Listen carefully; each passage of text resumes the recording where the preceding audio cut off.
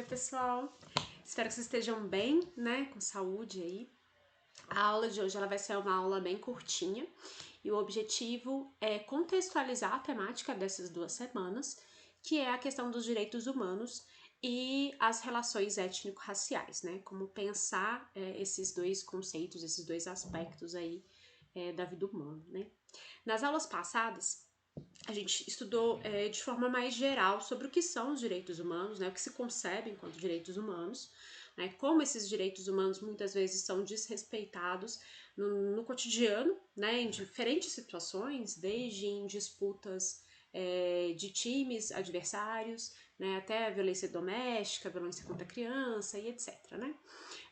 E trabalhamos de forma bem geral, né, com esse conceito, né, de direitos humanos. O objetivo da aula de hoje é a gente entender um pouco as nuances, né, do que são esses direitos, né, como que foi constituído esse coletivo que a gente chama de direitos humanos, né, existem uma série de especificidades, né, e como que dentro dessas especificidades a gente consegue pensar a relação entre direitos humanos e as questões étnico-raciais. Então, quando a gente fala em direitos humanos, o primeiro aspecto que a gente tem que pensar é que esses direitos são historicamente construídos, né? Tudo no mundo, tudo, né, na vida humana é historicamente construído. Então, eles não são estanques, eles não são fixos, né?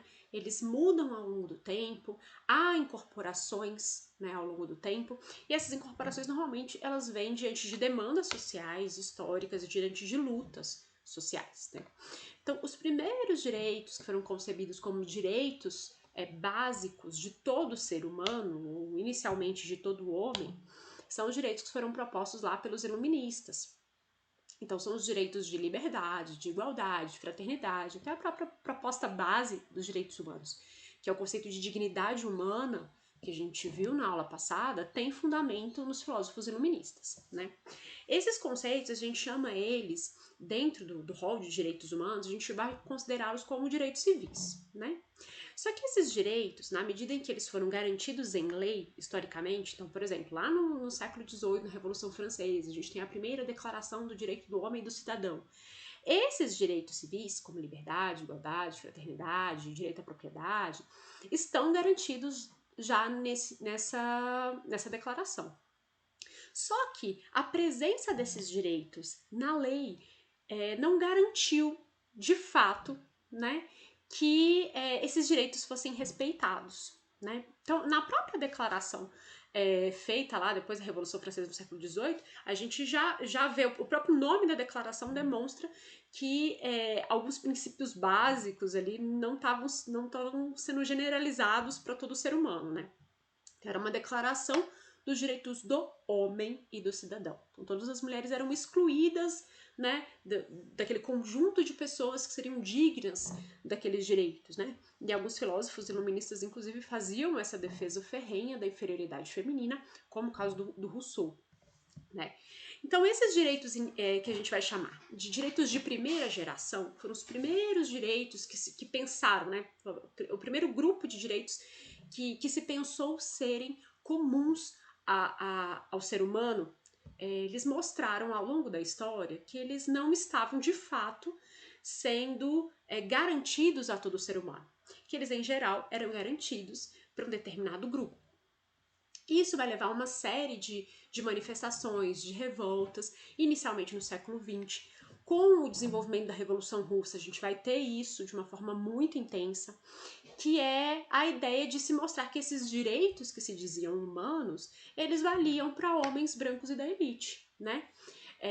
Grandes movimentos operários, como a gente teve no Brasil em 1917, vão apontar que na teoria era muito lindo falar em igualdade, mas na prática você tem aí operários super explorados, ganhando pouco, enquanto donos de indústrias aí super enriquecidos, vivendo bem, né? Então, o conceito de igualdade perante a lei não era condizente com a realidade prática, né? O conceito de igualdade era um deles, mas o de liberdade também. Até o início do século XX, por exemplo, não havia liberdade de se escolher a profissão que se queria, né? E outras tantas liberdades que eram cerceadas aí, né? E não eram acessíveis a toda a população. A partir de lutas do início do século XX, a exemplo da Revolução Russa, mas existem outras, né? você vai ter aí a incorporação dentro do que se considerava como direitos que seriam válidos para todo ser humano, um grupo de direitos que a gente vai chamar de direitos de segunda geração. O que são esses direitos? São direitos de caráter social. Então, por exemplo, leis trabalhistas estão associadas a esse tipo de direito social, a esse tipo de direito de segunda geração, né? Quando a gente pega a Declaração dos Direitos Humanos, a gente não consegue, não há uma separação, né, entre esses grupos, direitos de primeira geração, direitos de segunda, não há uma separação.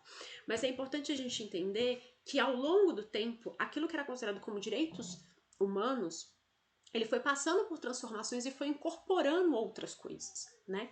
Então, hoje, há toda uma luta pela igualdade, por exemplo, de direitos trabalhistas, né? E essa luta por direitos trabalhistas, né, pelo cumprimento de direitos trabalhistas, está associada a uma luta pelos direitos humanos, né? A luta pelo reconhecimento de que os seres humanos são iguais, que merecem um tratamento igualitário e merecem condições de vida igualitárias. Né? Nem que seja, quando eu falo condições de vida igualitária, não no sentido comunista do termo, né? Mas no sentido de você ter condições iniciais, né? Ou condições de uma vida aí saudável, uma vida feliz, né? Uma vida digna, seguindo aí o conceito de dignidade humana, né? Então, esses direitos sociais, eles passam a ser incorporados dentro do rol dos direitos humanos, e o que há de diferente? O que esse grupo de direitos da segunda geração traz à tona? Que não adianta você propor uma lei que diga que todos os homens são iguais e aquilo ficar na lei, né? Que é preciso uma movimentação dos estados, dos governos e de outras instituições para garantir com que esses direitos sejam cumpridos. Então, os direitos sociais, eles trazem à tona a importância do Estado, no sentido de governos aqui, né, atuando em defesa dos indivíduos, né? Então, a luta por esses direitos, ela está apontando que esses direitos não são garantidos de forma natural, que é preciso que haja uma intervenção social, principalmente num cenário capitalista, né? Então, esses direitos, eles trazem à tona essa importância do Estado. Ao longo do tempo, tanto esses direitos sociais que foram incorporados na Declaração Universal dos Direitos Humanos e que trazem essa questão forte da igualdade, né, da liberdade, do controle do Estado sobre determinadas formas de exploração, né, mesmo com a incorporação desses direitos sociais, ao longo do tempo foram surgindo outras necessidades, né? Percebeu-se, por exemplo, que muitos dos direitos que eram garantidos, né, considerados direitos sociais, eles atendiam especificamente um grupo. Eles atendiam especificamente homens, pobres e brancos. Não valiam para a população negra, não valiam para as mulheres, não valiam para a população LGBTQI+, não valiam para deficientes físicos, não valiam para indígenas, não valiam para uma série de grupos, né, que hoje são chamados de minorias no sentido de se ter direitos sociais e políticos, né? E é a partir disso que começa a ter uma luta pela incorporação e pelo reconhecimento de que esses grupos precisam ter os seus direitos reconhecidos, né? Esses direitos, eles presentes na lei, eles não atingiam essa população, essas parcelas da população, né? Então começou a ter uma luta para que essa população, esses grupos, né, da população começassem a ser incorporados dentro do que a gente chama de direitos humanos. E é aí que surgem os direitos de terceira geração, né? Então a gente chama de direitos de terceira geração todos aqueles direitos que se voltam a minorias, né, a grupos que não são atendidos ou que não têm reconhecidos os seus direitos básicos, né? Então, por exemplo, quando a gente tem uma lei que garante que os transportes públicos eles têm que ser adaptados a cadeirantes, ou que as escolas precisam dar condições de acessibilidade a diferentes tipos de deficiência. Quando a gente tem essas leis, são leis que estão aí tentando garantir os direitos coletivos. Estão tentando garantir direitos que valem para todos os seres humanos, mas que têm sido historicamente negados a determinados grupos. Nesse caso, o grupo dos deficientes.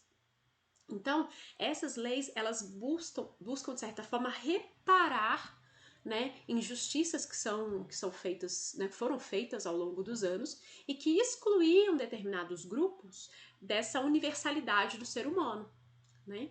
E isso mostra o quanto a conotação de direitos humanos, ela ainda precisa ser reformulada, ela precisa ser constantemente refletida, né? E ter-se uma autuação sobre ela, né? Porque não basta apenas você fazer uma declaração dos direitos humanos, e a gente conversou isso muito na aula passada, né? Não adianta você construir uma declaração de direitos humanos ou dizer coisas, né? Fazer defesa de direitos humanos, se esses direitos humanos são privilégios, né? Se eles são destinados a determinados grupos e não atendem a outros, né?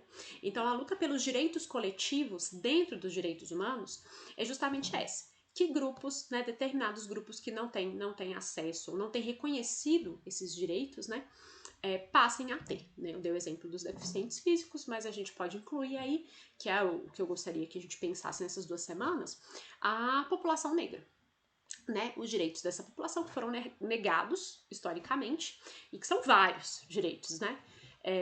Direitos de ir e vir, igualdade de condições, liberdade de expressão, de ter o reconhecimento e o respeito pela sua cultura, né, cultura própria, de ter se reconhecido enquanto aquele que constrói o conhecimento, né?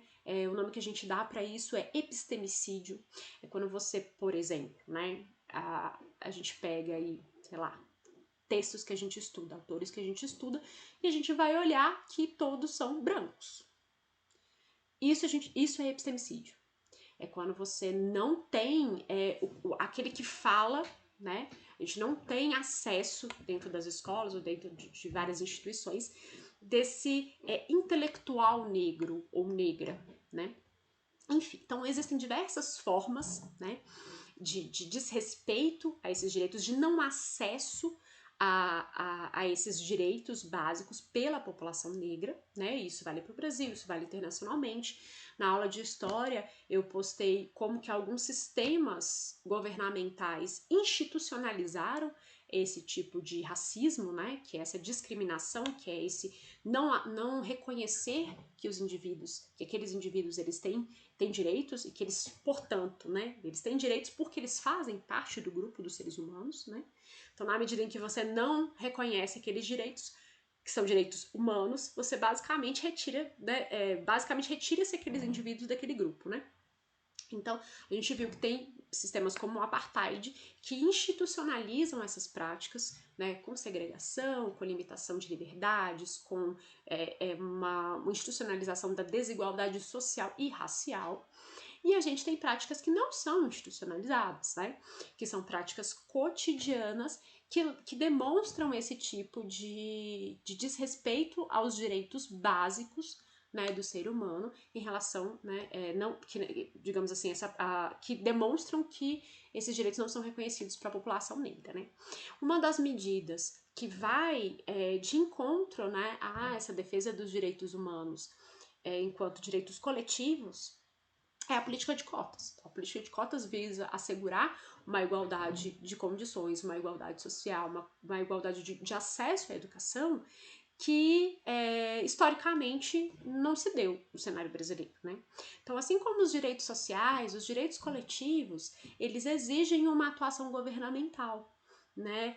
Uma ação institucional de reparação desses direitos que não foram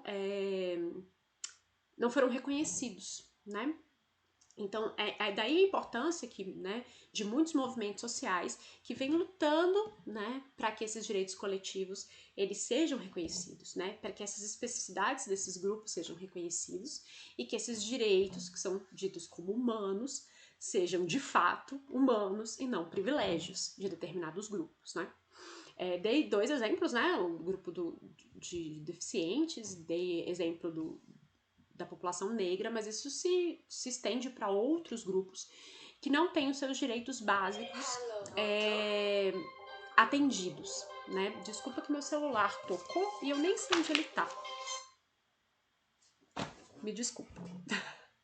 Mas voltando, então, a ideia é essa. Então, qual era o objetivo dessa nossa conversa de hoje? Introduzir essa ideia de direitos coletivos. Da gente pensar que dentro desse rol de direitos humanos foi necessário historicamente que que grupos lutassem por esse tipo de direito, que são direitos voltados a grupos específicos, que historicamente tiveram seus direitos negados. De certa forma, os direitos coletivos, eles buscam atender aos princípios básicos de igualdade, liberdade, fraternidade, que foram previstos lá nos direitos de primeira geração pelos iluministas, mas que, ao fim e ao cabo, não chegavam a toda a população, né? Então, isso é os direitos coletivos, né? A partir dessa ideia de direitos coletivos, a proposta é que vocês assistam ao documentário Amarelo, do Emicida, que traz alguns elementos para a gente pensar essa questão da discriminação racial, da luta, né, pela conquista de direitos, da luta pela igualdade, né, de como também esses direitos eles não caem do céu, né, eles são feitos pelo poder estatal, né, mas eles são conquistados a partir de lutas políticas que precisam ser reconhecidas, né? Então a ideia dos direitos humanos não como algo estanque, mas como algo que se constrói cotidianamente, né, com a luta de determinados grupos, né, que na medida que vão surgindo novas necessidades, e a ideia também de que esses direitos humanos eles precisam ser assegurados pelo Estado, já que eles não são naturalmente atribuídos a toda a população, né? Até o princípio básico dos direitos humanos, como a gente viu na aula passada, que é o conceito de dignidade humana, ele não é reconhecido, é o fundamento da Declaração dos Direitos Humanos, é o princípio da dignidade humana. E esse princípio ele não é reconhecido para todos os sujeitos, né? Então, a importância da gente pensar, né, a relevância desses direitos coletivos e o que esses direitos coletivos trazem para a gente pensar sobre o conceito de direitos humanos. Mas é isso, a proposta é que vocês assistam então um documentário para que consigam pensar e trazer mais elementos, né, para essa reflexão em torno da relação entre os direitos humanos e questões étnico-raciais. Mas é isso a introdução. Espero que vocês vejam o documentário, participem desse debate e aproveitem bastante.